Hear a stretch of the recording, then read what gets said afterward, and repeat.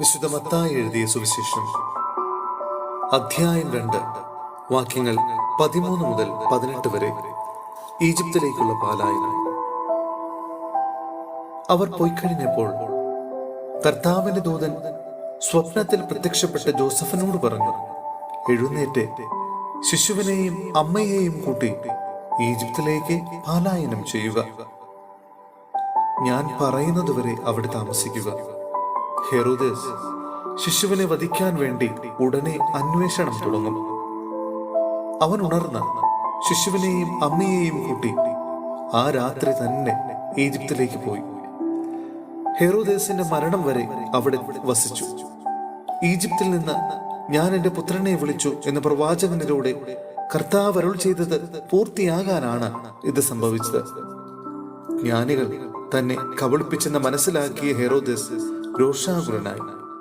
അവരിൽ നിന്ന് മനസ്സിലാക്കിയ സമയമനുസരിച്ച് അവൻ ബെത്ലഹേമിലെയും സമീപ പ്രദേശങ്ങളിലെയും 2 അതിൽ താഴെയും വയസ്സുള്ള എല്ലാ ആൺകുട്ടികളെയും ആളയച്ചു വധിച്ചു. ഇങ്ങനെ ജെറമിയ പ്രവാചകൻ വഴി അരുൾ ചെയ്യപ്പെട്ടത് പൂർത്തിയായി. റാമായിൽ ഒരു സ്വരം, വലിയ കരച്ചിലും മുറവിളിയും. റാഹേൽ സന്താനങ്ങളെ കുറിച്ച് കരയുന്നു. അവളെ സാന്ത്വനപ്പെടുത്തുക അസാധ്യം, എന്തെന്നാൽ അവൾക്ക് സന്താനങ്ങൾ നഷ്ടപ്പെട്ടിരിക്കുന്നു. സഹോദരരെ, ഹെബ്രായർക്കുള്ള ലേഖനം അധ്യായം 11 വാക്യങ്ങൾ 23 മുതൽ 28 വരെ. പൂർവീകരുടെ വിശ്വാസം മൂലം മോശയെ അവൻ ജനിച്ചപ്പോൾ മാതാപിതാക്കന്മാർ 3 മാസത്തേക്ക് ഒളിച്ചുവച്ചു.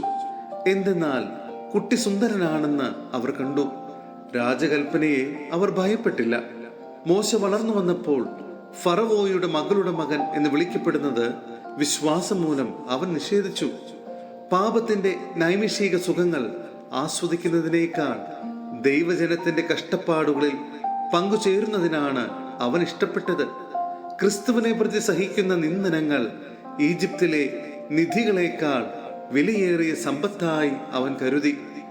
തനിക്ക് ലഭിക്കാനിരുന്ന പ്രതിഫലത്തിലാണ് അവൻ ദൃഷ്ടി പതിച്ചത്.